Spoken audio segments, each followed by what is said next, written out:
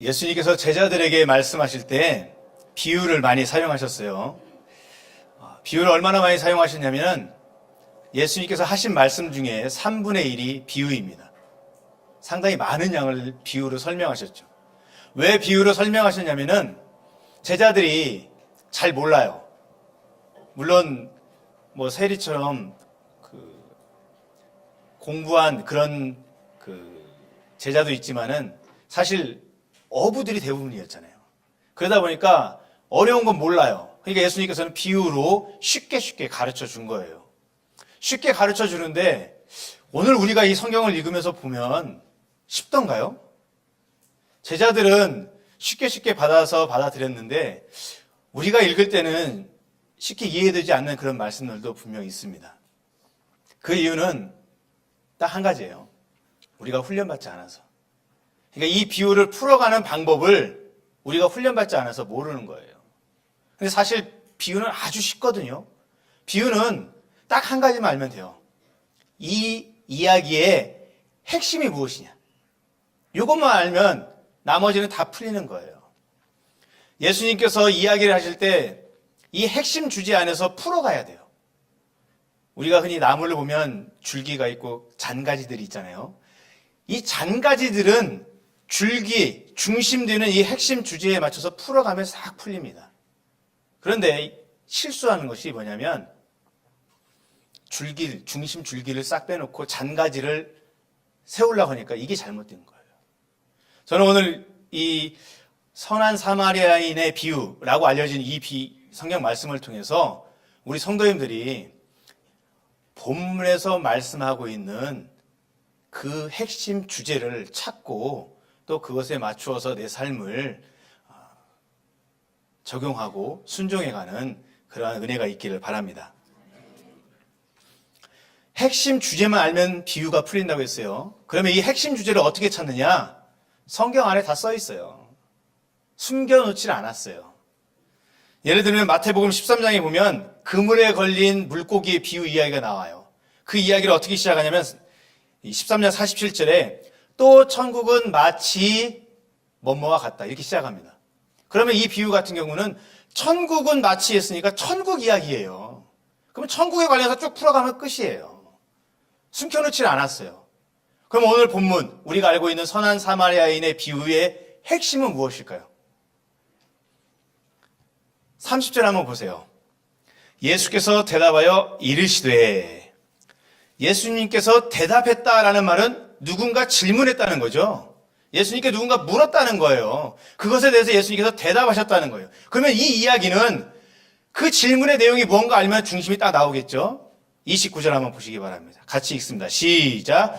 그 사람이 자기를 옳게 보이려고 예수께 여짜오되 그러면 내 이웃이 누구니까? 선한 사마리아인의 비유, 이 이야기의 핵심은 뭐예요? 그러면 핵심 주제는 내 이웃이 누굽니까? 이거에 대한 대답이라는 거예요. 선한 사마리아인의 비유를 읽으면서 이웃이 누구인지를 알아가면 된다는 거예요. 그러면 제가 여러분들에게 묻겠습니다. 여러분들은 이웃이 뭔지 모릅니까? 이웃이 뭔지 몰라요? 다 아시잖아요. 그럼 한번 생각해 봅시다.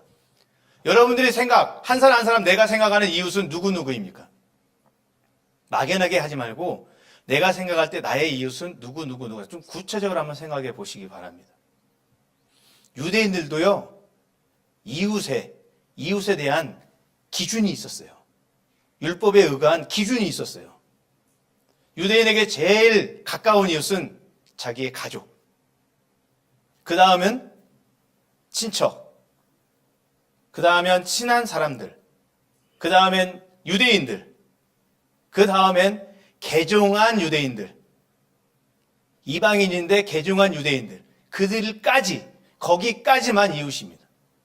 그러면 이방인은 어떻게 될까요? 이방인은 이웃이 아니에요. 유대인의 율법에는 이방인은 이웃이 아니에요. 근데 가만히 생각해 보세요. 여러분이나 저나 생각하는 이웃의 기준이 거의 비슷하지 않습니까?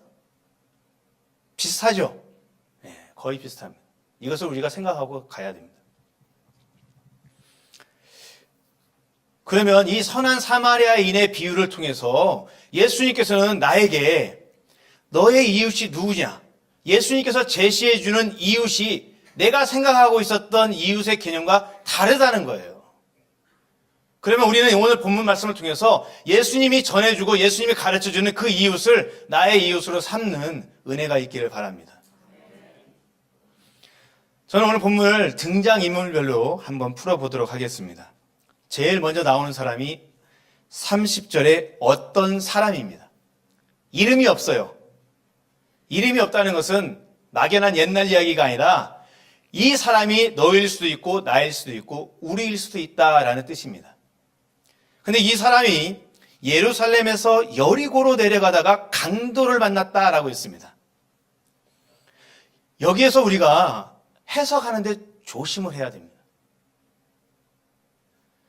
예루살렘은 성소가 있으니까 교회고 여리고는 세상이다. 그래서 교회에서 세상으로 내려가면 사단마귀 강도를 만나게 된다. 이렇게 해석하면 듣는 우리에게는 은혜가 될 수 있습니다. 하지만 성경적인 건 아닙니다. 하나님의 말씀을 풀어가는데 은혜롭게만 풀어가고 성경적이지 않게 풀어가면 저는 좋지 않은 해석이다라고 생각합니다. 그러면 왜 이것이 틀리느냐? 왜 이런 해석이 잘못됐느냐? 생각해 보세요. 내가 예루살렘에 살아요. 예루살렘에 사는데 예루살렘에 살기 때문에 내 신앙이 좋다라고 표현하면 이건 잘못된 것입니다. 내가 하나님 앞에서 올바른 신앙을 가지고 있어야지 내 집이 예루살렘에 있기 때문에 무조건 좋다. 잘못된 거예요. 똑같이 내 집이 여리고에 있어요. 그럼 내 집이 여리고에 있기 때문에 나는 세상에 사는 사람이 되어버리고 마는 거죠. 이게 잘못된 거죠. 내가 여리고에 살고 있어도 하나님을 향해서 내 마음이 진실하고 겸손히 하나님의 말씀을 받고 늘 은혜에 갈급해하고 내가 하나님 앞에서 올바른 신앙생활, 말씀에 따라서 선하게 살려고 노력하는 사람이라면 그 사람이 올바른 신앙생활을 하는 것이죠. 무조건 예루살렘에서 여리고로 내려가니까 내려간다, 안 된다, 사단마귀를 만나는 거다. 이런 해석은 은혜로울지 몰라도 올바른 해석은 아니에요.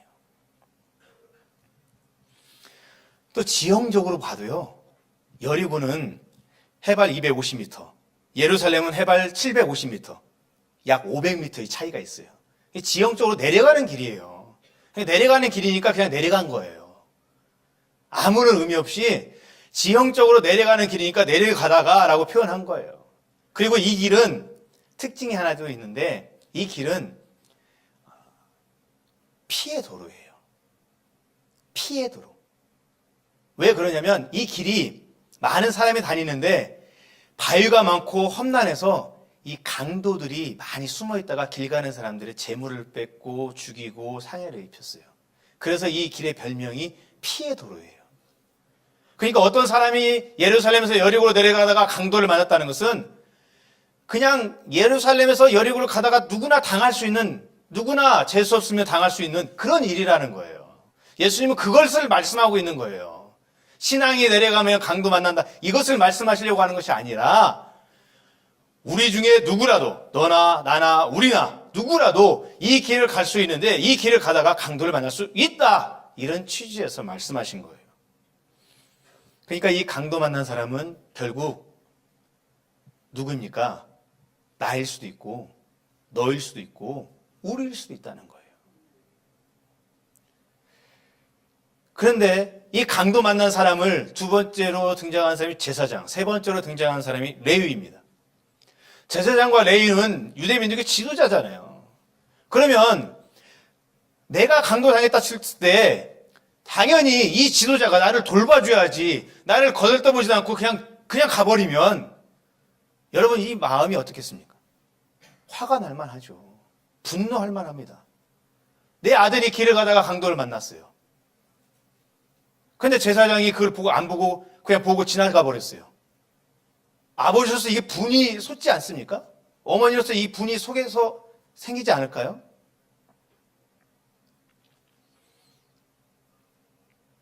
내가 그런 일을 당할 수 있고 나의 가족이 그런 일을 당할 수 있는데 이 제사장이라는 사람이, 레위인이라는 사람이 이걸 돌보자고 그냥 갔다면 이건 분명히 잘못된 것이죠. 제가 이 이야기를 잘못 해석하는 것을 들은 것이 있는데, 제사장이, 레위인이 성전에 가서 봉사해야 되는데 피를 만지면 부정하게 되어져서 봉사를 할 수 없으니까 그냥 지나간 것이다. 하지만 하나님은 제사보다도 인애를 원하시는 하나님이시기 때문에 그것보다도 먼저 이 사람을 돌봐주었어야 한다라는 해석입니다. 하나님은 제사보다 인애를 원하시는 하나님이 분명 맞습니다. 하지만 해석은 틀렸습니다. 왜 해석이 틀렸는지 한번 봅시다. 31절 한번 보시기 바랍니다.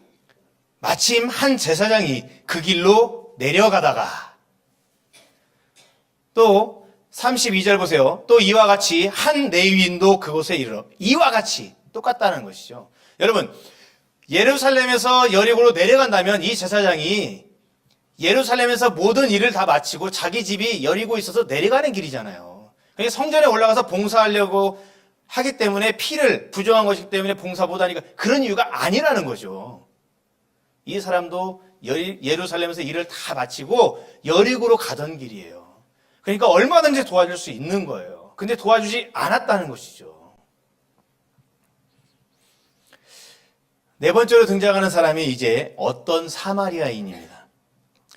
근데 이 사마리아인은 예수님께서 말씀하실 때 상당히 많은 것을 말씀하셨어요. 제사장 레위인보다도 훨씬 더 많은 것을 얘기하셨죠. 약 3분의 1을 얘기하셨습니다.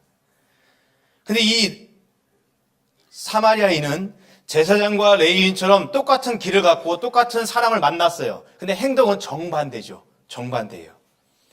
그를 33절에 보면 그를 불쌍히 여겨서 치료하고 돌봐주고 여관에서의 치료 비용까지 다 됐어요. 데나리온 둘을 줬는데 이것은 당시에 약 24일치의 숙박료예요. 많죠. 그리고 뭐라고 합니까? 더 들면 내가 돌아오는 길에 다시 갚겠다라고 말합니다. 예수님의 이야기를 들었던 사람들은 아마 이 대목에서 깜짝 놀랐을 거예요. 왜냐하면 예수님 당시에 유대인과 사마리아인은 원수지간이에요. 왜 원수가 되어졌냐면 북이스라엘이 주전 722년에 아수르에 멸망당합니다. 이 아수르 사람들은 이스라엘을 점령하고 난 뒤에 이 사람들이 독립운동을 꿈꾸지 못하도록 어떤 정책을 폈냐면 인구의 절반을 딱 잘라가지고 아수르의 다른 지역으로 이사시켜요. 강제 이주를 시키고 그 자리에 아수르인들을 들어와서 살게 만듭니다. 그러면 어떤 일이 벌어지죠? 이민족과 결혼이 이루어지고 피의 순수성이 사라져요. 남쪽에 있는 유대 민족은 이걸 아주 불경건하게 여긴 거죠. 피가 더럽혀진 사람들. 성경에는 뭐라고 되어 있냐면 잃어버린 열지파. 잃어버린 열지파는 같은 지파가 아니란 뜻이에요. 같은 민족이 아니다는 뜻이에요.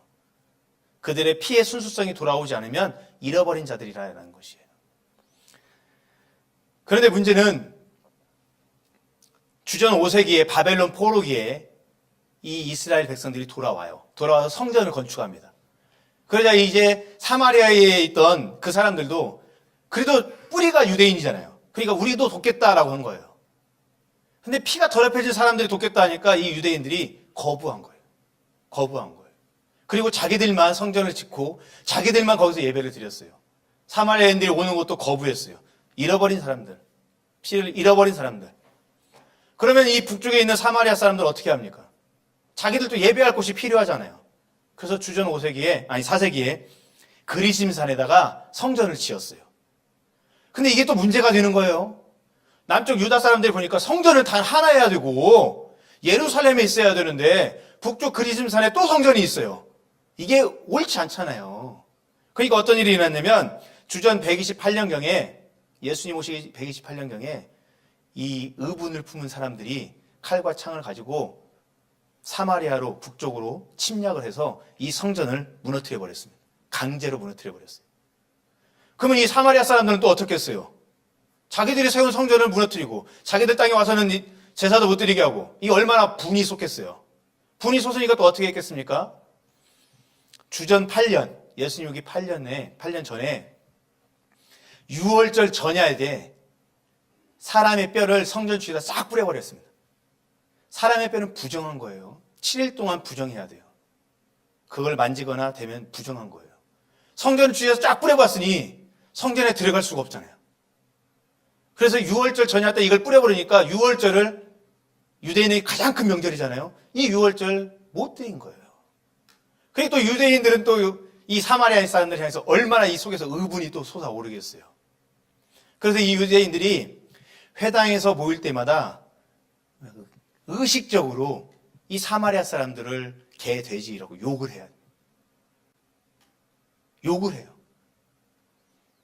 그러니 예수님께서 공생애를 하실 그 시간대에 유대인과 사마리아 사람들은 원수지간이에요.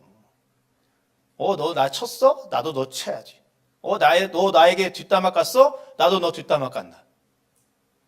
이게 계속 이어지면 이어질수록 감정 싸움이 일어나고 서로 갈라지는 것이 되는 것이지, 이걸 다 끊어낼 수 있는 사람, 끊어낼 수 있는 사람이 하나님의 사람이죠. 우리 성도들은 이런 걸 끊어낼 수 있는 사람들이 되어져야 돼요. 보복하는 사람이 아니라 사랑으로 품어주고 이제 그만합시다 라고 끊어낼 수 있는 그런 사람이 되어야겠죠. 근데 유대인과 이 사마리아 사람들 간에 그런 것이 없었어요. 예수님이 오셨죠. 예수님께서 요한복음 4장에 보면 한 사마리아 여인에게 물을 달라고 합니다. 그러자 이 여인이 이렇게 대답하죠. 우리 성도님 아마 기억나실 거예요. 유대인인 당신이 어떻게 사마리아인인 나에게 물을 달라고 하느냐, 이렇게 반문했죠. 4장 9절에 보면 성경에서 이렇게 이 일에 대해서 이렇게 표현하고 있습니다. 이는 유대인이 사마리아인과 상종하지 아니함이러라. 원수지간이 됐으니까 서로 말도 안 하는 거예요. 욕을 하는 거예요. 심지어 자기가 경건한 유대인이라고 하는 사람은요, 이방인이 인사하잖아요. 그러면 침을 뱉고 갔대요. 침을 퇴퇴퇴 불경하다 그리고 가야 돼. 그래야 자기의 믿음이 싹 높은 걸로 드러난다고 생각을 했답니다. 그런데 지금 강도 만난 사람을 당연히 돌봐줘야 된다고 생각하는 제사장과 레위인은 그냥 지나쳐 갔고, 누가 돌봐줬습니까? 그 원수 같은 사마리아인이 도와줬다는 거예요. 이 이야기를 듣는 사람은 충격을 받을 수밖에 없죠. 원수 같은 인간이 도와줬다니 깜짝 놀랄 수밖에 없습니다. 거기에 더 놀랄 수밖에 없는 것은 그 사마리아인이 불쌍히 여겨서 도와줬다는 거예요. 우리 성경에는 불쌍히 여겼다고 표현되어 있으니까 그냥 자비의 마음으로 치근히 여겨서 도와줬다라고 이렇게 다가오겠지만, 실제 이 헬라어 원어는 다릅니다. 이 헬라어 원어는 에스플랑 크니스데라는 단어인데요. 이 단어는 뭐냐면 너무나 내적인 갈등이 심해져서 창자가 끊어지는 고통, 그만큼 안타까워했다는 것이에요.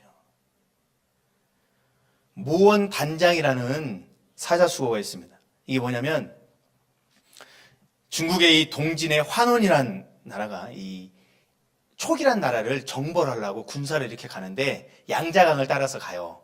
근데 그 양자강에 삼엽이라고 좁고 물살이 빠르고 계곡으로 되어져 있는 3개의 협곡이 있어요. 이 협곡이 있는데 군사를 이끌어서 그쪽으로 지나가는데 병사 중 한 사람이 절벽에 늘어진 그 덩굴에서 놀고 있는 원숭이 새끼 한 마리를 잡았어요. 그러자 이 어미 원숭이가 그걸 알고 그때부터 이 배를 쫓아오는데 소리를 지르면서 울면서 괴성을 지르면서 쫓아옵니다. 약 100리를 쫓아옵니다. 우리 어르신들은 100리면 금방 오죠? 40km. 40km를 그렇게 소리 지르고 괴성을 지르면서 울면서 내 아이를 내놓으라고 울부짖으면서 쫓아와요. 그러다가 배가 강가 쪽에 싹 이렇게 물살에 의해서 갔을 때 이 어미 원숭이가 배로 뛰어들었습니다. 난리가 날 것이라고 생각했는데 웬걸요, 배에 도착하자마자, 배에 뜨자마자 이 어미 원숭이가 죽었어요. 이상히 여긴 병사 중에 한 사람이 어미의 배를, 원숭이 배를 갈라보니까 모든 창자가 도막도막 끊어져 있었어요. 그래서 모원단장, 어미 원숭이의 창자가 끊어요. 이 사마리아인이 불쌍히 여겼다는 이 헬라어 단어는 이런 뜻이에요. 마치 예수님이 우리를 사랑하는 마음으로 자신의 생명을 십자가에서 드리듯이 그 모든 고통과 그 모든 모욕과 그리고 그 십자가상에서의 그 고통을 감당하셨던 그 사랑이 에스플란크니스데의 이 단어에 있어요. 그런데 그 마음을 원수 같은 이 사마리아인이 유대인을 향해서 품었다는 거예요. 그러니까 이 이야기를 듣는 사람들의 마음은 어떠하겠습니까? 두 번 놀라죠. 사마리아인, 원수 같은 사마리아인이 도왔다. 개 되지만도 못한 이방인이 도왔다는 충격이 있고, 또 하나는 도와줬는데 그냥 도와준 것이 아니라 그런 자비, 정말 이 내적 고통이 심해서 창자가 끊어질 정도로 안타까워하는 마음으로 도와줬다는 것이. 이 이야기를 듣는 사람들은 다 놀랐겠죠. 그리고 난 뒤에 예수님께서 묻습니다. 36절에 이렇게 묻죠. 너의 생각에는 이 사람들 중에 누가 강도 만난 자의 이웃이냐? 뭐라고 대답합니까? 37절에 자비를 베푼 자입니다. 자비를 베푼 자입니다.